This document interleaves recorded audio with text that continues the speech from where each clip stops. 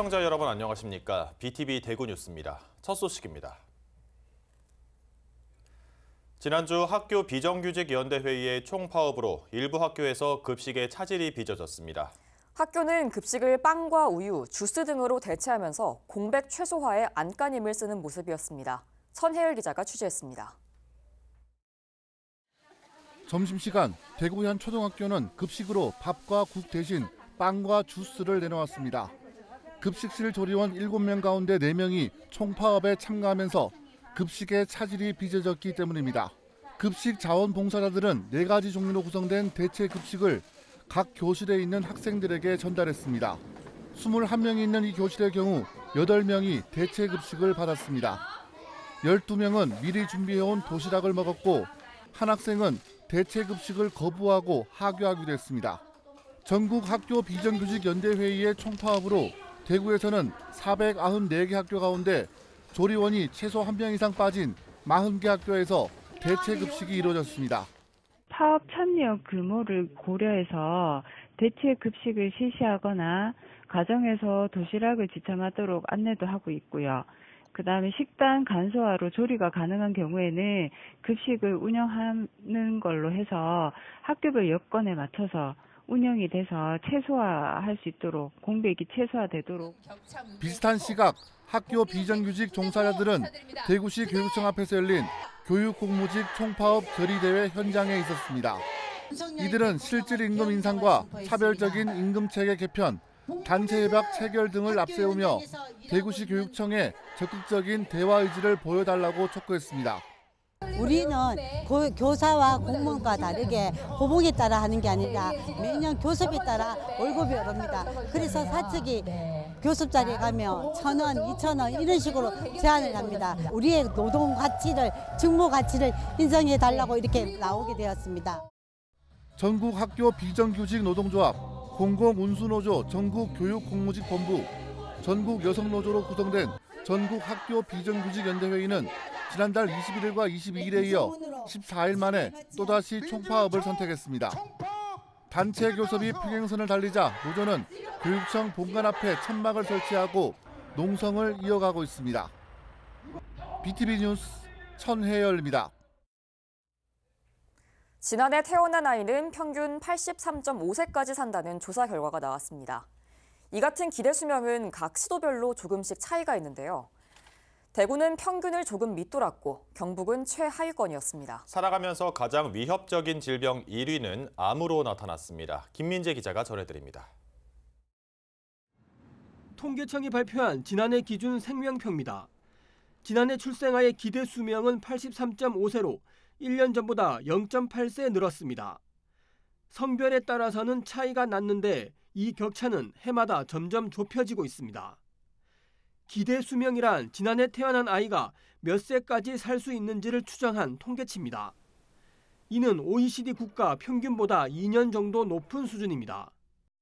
이제 과거에 비해서 저희가 의료 시설이라든가 이런 의료 환경들이 많이 좋아졌던 부분들이 OECD 평균보다 더 높아진 부분이고, 그러니까 상대적으로 좀 더 높게 나가는 부분이라고 보시면 될 것 같습니다. 대구의 기대 수명은 83.2세입니다. 전국 17개 시도 중에서 중위권으로 서울의 기대 수명 85년에 비해서도 1.8년 적습니다. 경북은 충북과 전남, 부산 다음으로 낮아 최하위 수준입니다.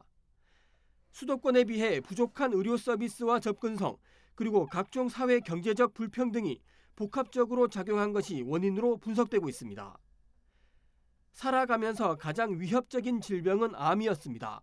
암으로 사망할 확률이 19.1%로 가장 높았고, 이어 심장질환이나 폐렴이 10%, 뇌혈관 질환이 7% 순입니다. 현재 60세인 남성은 앞으로 23년, 즉 83세, 여성은 28년을 더 살아 88세까지 살 것으로 예측됐습니다. BTV 뉴스 김민재입니다. 지난 6일 2025학년도 대학 수학능력시험 채점 결과가 발표됐습니다. 이번 수능은 국어와 수학 만점자가 대폭 늘었다는 평가인데요. 성적표를 받은 수험생들은 아쉬움과 만족감이 교차하는 가운데 본격적인 정시 준비에 돌입했습니다. 강혜진 기자입니다. 2025학년도 대학 수학능력시험 성적표가 수험생들에게 전달됐습니다. 국어와 영어, 수학을 포함해 사회탐구와 과학탐구 등 선택 과목별 채점 결과가 공개된 겁니다. 성적표를 받은 학생들은 자신의 취약 과목 결과에 대한 아쉬움부터 남습니다. 수능장에서 저도 약간 좋아보게 되는데 약간 긴장을 너무 했나? 이런 생각도 들고 약간 그 전에 저희 대해서는 약간 공부를 더 하면 좋지 않았을까라는 생각도 들고 이제 약간 미래에 대해서는 제가 어느 대학에 갈 수 있을까 이런 생각을 많이 했던 것 같아요. 올해 수능 시험은 대체로 평이하고 쉬웠다는 반응입니다. 국어는 지난해보다 최고점이 11점, 수학은 8점 떨어졌습니다. 영어 1등급 비율 역시 지난해보다 1.15%포인트 올라 쉬웠다는 평가입니다. 그 결과 전국 수험생 가운데 국어와 수학 만점자가 1,000명을 넘어선 데다 전체 만점자도 11명 나왔습니다. 다만 사회탐구 표준점수에서 생활과 윤리 최고점이 77점으로 가장 높아 시험이 어려웠다는 수험생도 있습니다. 이번 생활과 윤리 시험은 단순 암기에다가 더 이제 그 특정 사상가의 입장을 심도 있게 이해하고 또 그 사상가들의 입장을 내가 적용할 수 있어야 풀 수 있는, 생각을 한번 더 해야 풀 수 있는 그런 문제들이 많아서 이전과 다르게 변별이 잘 됐다고 생각합니다. 수능 성적표가 발표된과 동시에 고3 수험생과 교사들은 정시 모집 준비에 들어갔습니다. 대학별 정시 전략을 토대로 학생들이 원하는 대학에 진학할 수 있도록 정시 지원을 돕는다는 겁니다. 성적이 안 좋다고 해서 대학을 못 가는 건 아니니까 끝까지 정시를 위해서 준비하고 그리고 그 각 대학별로 전형 모집 여광을 분석을 하고 그리고 학생들과 성적 상담을 하면서 1대1로 상담을 하면서 이제 그 정시에 대비해서 이제 입시 지도를 시작할 예정입니다.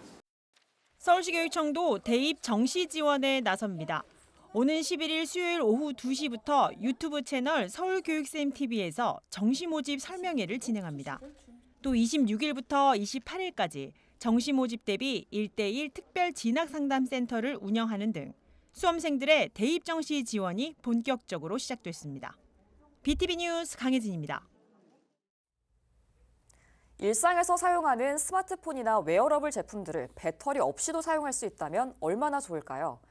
지역 대학 연구진들이 이런 상상을 현실로 만들고 있습니다. 기존 성능보다 무려 20배 향상된 하이브리드 나노 발전기를 선보였다고 하는데요. 송용환 기자가 취재했습니다. 나노 섬유를 두드려 압력과 마찰을 가합니다. 여기에서 발생한 전기로 배터리가 없는 스톱워치를 작동시킵니다. 한국기술교육대학교 배진우 교수 연구팀이 고효율의 하이브리드 나노 발전기를 개발했습니다. 앞전 나노 발전기와 마찰전기 나노 발전기의 장점을 합친 것으로 기존보다 20배의 출력을 냅니다. 디지털 시계나 계산기 같은 전자기기를 전원 없이도 구동할 수 있습니다. 성능이 기존의 나노 발전기에 비해서 우수한 특성을 보이기 때문에 이제 급속 충전이 가능하다는 점이 있고요. 이로 인해서 충전 속도가 방전 속도보다 빨라지는 점이 있어서 이제 저전력 디바이스 화면이 이제 꺼지지 않고 지속적으로 켜질 수 있다는 점이 있습니다.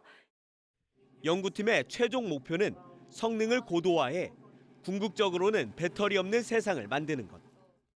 요즘 와치라든지 이런 데도 계속 조금만 두들겨주면 우리가 한 10분, 20분 동안 무전원으로 배터리 없이 사용할 수 있는 이런 것들을 계속 만들어낼 예정입니다.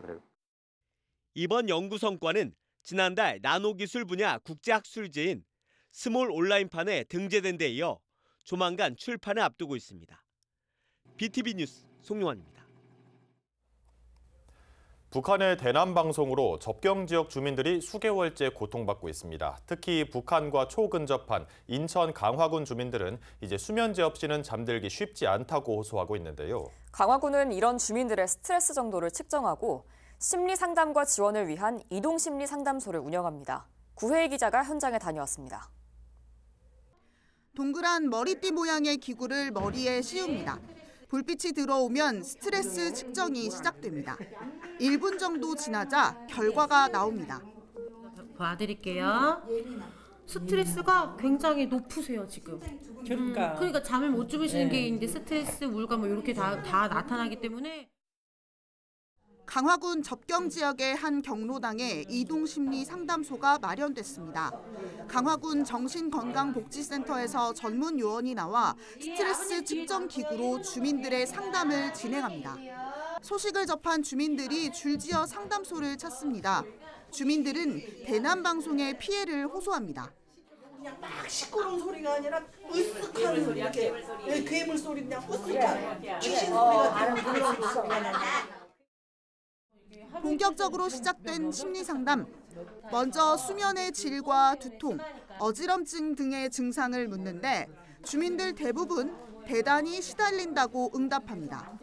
증상이 심각한 주민들은 약에 의존하고 있습니다. 이제 북한 방송이 안 나오면 좀 잘 수 있어요. 근데 북한 방송이 또 시작하면 또 잠 못 자고, 또 북한 방송이 나오면 또 못 자고 그래요. 뭐 진통제 같은 거, 머리가 아프니까 지끈지끈하니까 진통제 같은 거 많이 사서 먹었어요. 대남방송 피해가 계속되면서 평생 터전을 떠나는 주민들까지 생기고 있습니다. 다시 고향을 찾아와서 그냥 노후를 편안하게 사셨으면 되는데 지금 이렇기 때문에 한두 분씩 이제 고향을 떠나는 거 보니까 저 젊은 사람으로서 좀 가슴이 좀 찡하네요. 심리 치료를 해주시니까 저희 시골 주민들은 그나마 고맙고 좋죠. 1대1로 진행하는 심리 상담. 각 피해 상황에 맞춰 지원 물품도 제공합니다. 현장에 가면 우울증 많이 오시니까 저희가 이제 아무래도 정신건강복지 쪽이니까 그런 부분에 조금 이제 포커스를 맞추고 신경 써드린 게 너무 힘드시면 조금 도움받을 수 있는 그런 정보 같은 걸 이제 제공하려고 노력하고 있습니다. 이동심리상담소는 소음 피해가 심각한 지역인 송해면과 강화읍 마을을 중심으로 주 1회 운영됩니다. BTV 뉴스 구혜입니다. 앞산순환도로 일부 구간이 수년째 대형 버스와 화물 자동차들의 밤샘 주차로 골머리를 앓고 있습니다. 정해진 차고지가 있지만 주거지와 가까운 곳에 차를 세워두려는 일종의 얌체 행위가 끊이지 않고 있는데요. 달서구 의회가 이를 근절시킬 방법은 없는지 따져 물었습니다. 천혜열 기자가 취재했습니다. 땅거미가 내려앉기 시작하면 앞산순환도로 가장자리는 화물 자동차와 대형 버스로 채워집니다. 대부분 정해진 차고지가 있는데도 주거지와 가까운 곳에서 이루어지는 불법 행위입니다. 대형 차량들이 도로 가장자리를 점령하면서 주변은 사고 위험이 높은 낙후 지역으로 바뀝니다. 앞산순환도로에서 벌어지는 차고지 외 밤샘 주차 행위는 비단 어제 오늘의 일은 아닙니다. 매년 행정사무감사에서 거론될 만큼 단골 지적 사항이지만 아직까지 뾰족한 수는 나오지 않았습니다. 이게 2018년도부터 해마다 지금 이 부분을 지적을 하고 있는데 달서구가 이런 부분들이 안 바뀌니까 남구랑 비교해서 낙후된 이미지가 정말로 굉장히 많이 쌓이고 있거든요. 탁상적인 맨날 이런 같은 답변을 하는 것보다는 이렇게 선도적으로 저희가 뭔가를 할 수 있는 변화를 줄 수 있는 부분들은 좀 노력해야 된다고 보는데. 다른 지역의 우수 사례가 제시되기도 했는데 달서구는 근본적인 대책이 될 수 없다고 봤습니다. CCTV 단속을 하면 결국 그 지역만 해소가 되고 또 거기에 있던 차량들이 다른 곳에 가서 다른 곳에 또 민원을 야기시키는 그런 실정이다 보니 그것도 근본적인 대책이 되지 않는다는. 달서구는 민원이 자주 발생하는 곳을 중심으로 여러 명의 단속 반원을 투입해 경고장을 부착하고 있지만 이마저도 효과는 크지 않다고 보고 있습니다.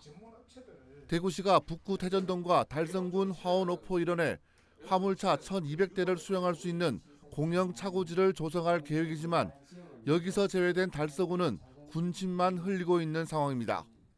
달성군이라든지 이제 대구시 전체적으로 해서 화물 자동차들을 그쪽 외곽 지역으로 최대한 유도를 한다.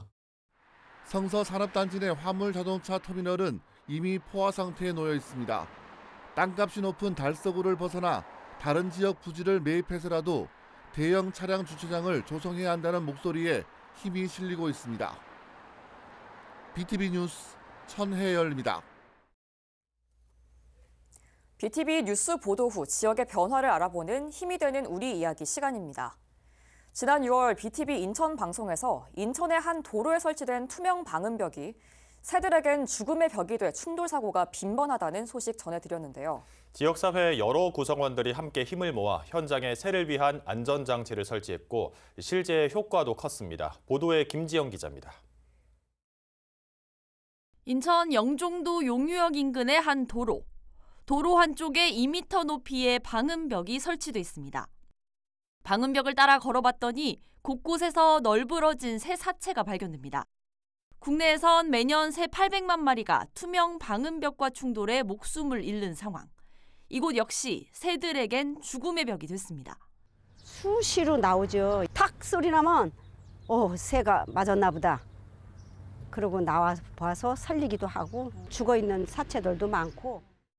보도 후 6개월 만에 다시 찾은 현장. 도로 옆 방음벽에 가로 10cm, 세로 5cm 간격으로 작은 점이 새겨져 있습니다. 새 충돌 사고를 줄이기 위해 제작된 특수 스티커로 일정 간격 이하 공간을 통과하지 않으려는 조류 특성을 감안해 고안된 장치입니다. 인천 녹색연합은 셀트리온 임직원들과 함께 지난달 이곳에 새 충돌 방지 스티커를 부착했습니다. 스티커가 설치된 구간은 이 일대 방음벽 1.5km 중 120m. 길이로 보면 전체의 12% 수준에 불과하지만 그 효과는 컸습니다.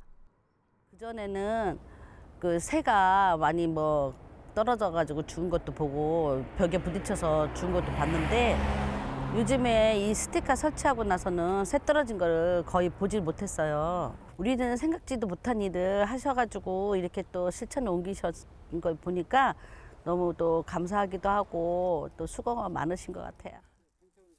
작년 4월부터 올해 10월까지 이곳에서 발견된 새 사체는 50여 마리. 하지만 충돌 방지 스티커를 붙인 이후엔 추가 사체가 발견되지 않았습니다. 아직 충돌 방지 장치가 없는 방음벽에선 지속적인 충돌 사고가 발생하는 것과 비교하면 실제 변화가 생긴 겁니다.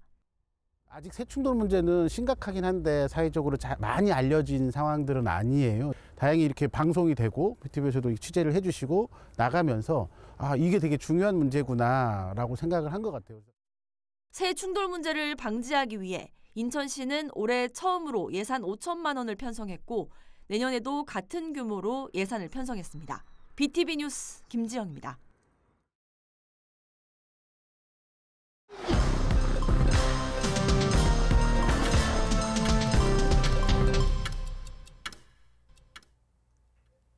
최근 날씨가 급격히 추워지면서 급성호흡기 감염병이 동시에 유행하고 있습니다. 심한 기침을 동반하면서 강한 전파력을 가지고 있는 101의 환자는 올해 1,540명에 달하면서 최근 10년간 가장 크게 유행했던 2018년의 37.6배에 달했습니다. 마이코플라스마 폐렴 역시 환자가 급증하면서 가장 유행했던 2018년보다 1.8배 늘었습니다.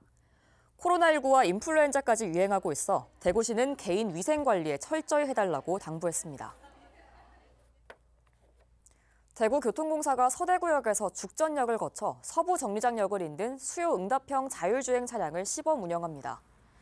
6.7km의 이 구간 정류소는 6곳으로 차량 2대가 평일 오전 9시 20분부터 오후 3시 40분까지 하루 8번 운행합니다. 자율주행 차량은 도로 상황에 따라 차량이 자동으로 속도와 핸들을 조정하며 혹시 모를 상황을 대비해 안전관리자가 상시 탑승합니다. 이용 방법은 각 정류소에 있는 QR코드를 통해 예약한 뒤 탑승할 수 있고 시범 운행 중 운임은 무료입니다.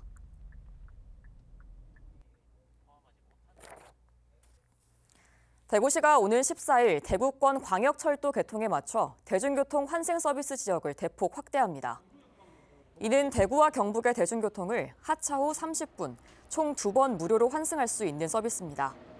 확대되는 지역은 기존의 경산과 영천에 이어 김천, 구미, 칠곡, 성주, 고령, 청도 등 6개 시군입니다. 표준 요금은 일반 요금은 1,500원, 청소년 850원으로 대구시는 시도민들의 교통비가 평균 50% 정도 절감되는 효과가 있을 걸로 기대하고 있습니다.